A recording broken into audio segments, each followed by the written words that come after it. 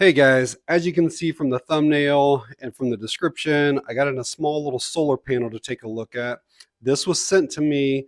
I'm not sure if it's pronounced NECESPOW or NECESPOW, but either way, I got a 60-watt panel, and this one's a little bit unique, and I kind of thought you guys might be interested in it. So I've done dozens of videos on portable power stations and solar panels, and I highly recommend that everybody have one of each. It doesn't matter to me what brand you buy, or just try to get something that's good. Try to get a good deal if you can. But I didn't have any at all until probably 8, 9 years or so ago. And we had a really nasty storm come through Ohio at the end of June. It knocked the power out, and my particular neighborhood was without power for almost 2 weeks. It was over 95 degrees every day and nearly that temperature inside the house as well. We would have to leave the house every day just to be able to go to a restaurant to charge our phones, and basically kind of cool off and stuff. And that's kind of when I started realizing that I wasn't necessarily prepared for long-term power outages. And even now, I'm definitely not like a doomsday prepper or anything like that. I just want to know that if the power's out for a few days, can we still be comfortable? All right, let's get into this review. So again, this is our model right there, LLYT60W. Not a whole lot on the front, nothing on any of the sides of the box. Here's our back. We'll probably go over some of this stuff as we're going through the review. But again, a 60-watt panel, 19 volts. It's got multiple different outputs. It's got a 5521 output, a USB-C output, and I'll show you those in a bit. USB-A. All right, let's quickly get into this. I won't spend a bunch of time unboxing it. Just want to show you guys how it comes though. So it looks like we have some pretty thick styrofoam. Looks like we got a manual. Got the panel. Looks like we have like an adapter cord. So if you have a power station, this will plug into the solar panel. The other end will go into your power station. And then all of these different DC adapters for different laptops, for power banks, power stations, all this type of stuff. What else is down in here? Looks like some small little carabiners. Looks like there's 4 of those. And that's everything. Grab you guys some quick dimensions on it. We're like 13 and a half. This kind of does come out here, but I'll give you like the longest measurement. We're at like 10 and a half. And the thickness when it's folded is like 3/4 of an inch. The area right here is about 10 inches. And these are 4 individual panels. So unfolded, it should be close to 40. And a weight on it. We got 3 pounds, 5.4 ounces. Here's a real quick look at the manual. You're welcome to pause and read any of this information if you want. And it looks like it comes with a 12-month warranty. All right, we'll kind of take a look over the panel itself. This is the charge controller. This is kind of like the brains of the panel. And I'll show you some of the inputs and outputs and stuff here, the ports on it. It actually does have like a button closure. That's what these are right here. And so they snap to keep it closed. So you got to pull those kind of apart on both sides. And then you can see the 4 panels that I was talking about. And these are monocrystalline panels, and they are ETFE coated, which is what you want today. And with solar panels, they still make the PET kind, but the ETFE they're much more durable. They don't scratch as easily. And yeah, these feel actually pretty decent. And the panel that had the charge controller's got some information. I think that's the same information that was on the box, but just in case you want to look at any of it. So the one thing that I am seeing is that there are not any type of support legs. Again, it's a fairly small little panel. So you're either going to have to lay it flat or take those provided carabiners and then hang it up on something. But sometimes like that, 30 to 45 degree range or so is ideal for getting the most out of your sun for that day. So you might have to like maybe build or set up a little contraption to kind of lean this against something. The waterproof rating is IP67. I believe that's honestly for the panels. I would not trust this charge controller to be out in the rain, especially not when we open up this cover and have like exposed ports here. And as you can see, there's this little rubber flap right here. And you grab on that and then pull that back. So we have a quick charge USB-A, which is 18 watts. We have a USB-C power delivery, which is also 18 watts. And then we have a DC 5521, which is your 60 watts. All right, let's go ahead and go outside. We'll kind of see what numbers we get with it. All right, so first thing we'll try this out with is a power station. It's like 23 degrees here. It's January 5th. I do have a little bit of sun. It's kind of early in the morning though. It's only like 9:30 right now. But we'll kind of see what numbers we get out of it. So basically what we're going to do is unfold the panel.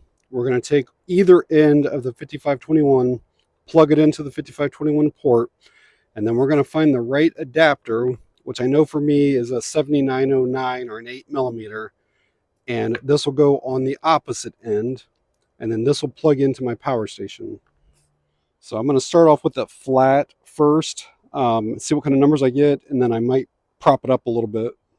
So right now with it laying flat, I'm getting only about 11 watts. But again, it is January, early in the morning, and a really low sun. So I'm not like super mad about that number, but let's see if we can get anything better than that.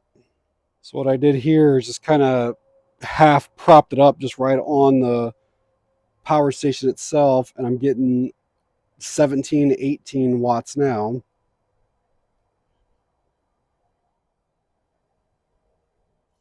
I'm up over 20 and it's only been here for a couple minutes. I was at 22 for a bit. But again, if I prop this up the right way, I know I can get even more than that. Like there, I just jumped to 25 just by me grabbing it with my hand and moving at 26. So a lot of it is the angle that you're pointing at the sun. So yeah, you can see I'm at close to 30 right now. Again, not too bad. So if I had a power station, I would use the solar panel to charge it, and then I would plug all my devices into the power station. But let's just say you don't have one. So I've taken just a lightning cable, plugged the USB-A into that charge controller there, and let's see if it'll charge a cell phone here.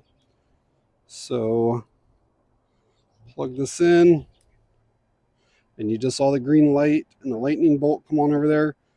So it is definitely charging this phone. So you can see how beneficial that would be. My sun is starting to go away behind the clouds right now, but I've got a USB-C cable here plugged into the USB-C port over there on the charge controller.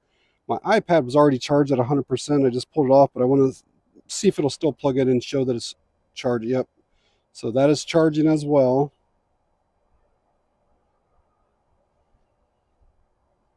Yeah, if you can see that little red light right there, that means we do have solar input coming into the panel. So just about everybody has a power bank for their cell phones. And this thing right here is where I really feel like goes good with a solar panel like this. So again, I just got my USB cable plugged in there. I could plug this in to charge this thing up. Kind of hard to see out here, but the lights are on down there right now. So I could be charging this during the day. And then I can actually use this thing to power fans, lights, my cell phone, and then just only have this thing sitting outside or whatever with the panel during the day. I could even put this like in a little Ziploc baggie or something like that, like kind of hidden underneath the panel. But then I wouldn't have to worry about my cell phone being outside like that.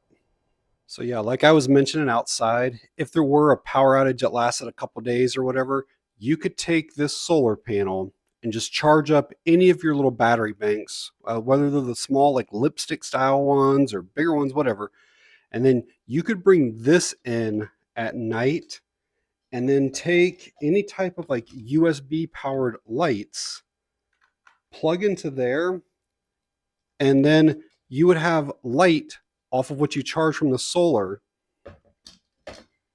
You could also take your same little power bank, plug in a USB fan, and be able to have that. And again, this was charged using the solar panel. Another option for having a fan during the day is they actually make USB extension cords.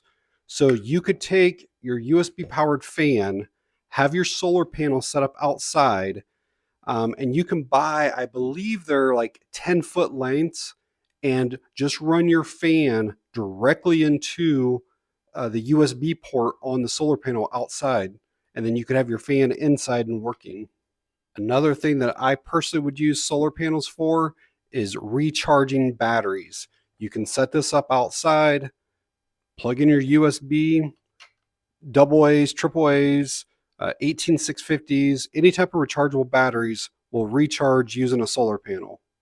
And then you'll have batteries for flashlights or radios or whatever you might need, kids' toys.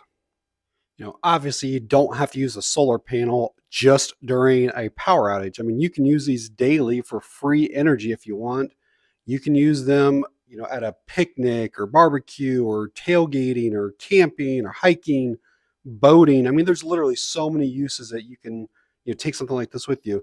This one here is so compact and lightweight. It's not very big at all. You can handle it easily. It opens up to a pretty decent size, and 60 watts is enough to charge most of your smaller devices. Even like my iPhone, let's just say this panel was actually getting 60 watts from the sun. My phone cannot accept that charge anyways. I think it only charges at like 18 watts or something like that. So again, if you were pulling 60, you could charge multiple devices at the same time. But this little panel from NECESPOW, I mean, it seems like it's pretty well made, using pretty high quality materials.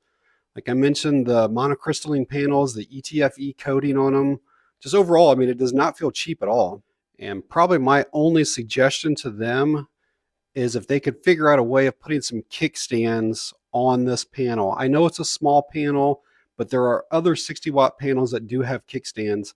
When I was laying this thing flat, I was only getting like 10, 11 watts. And when I put it up on my power station, I was getting about 18 to 20 or so.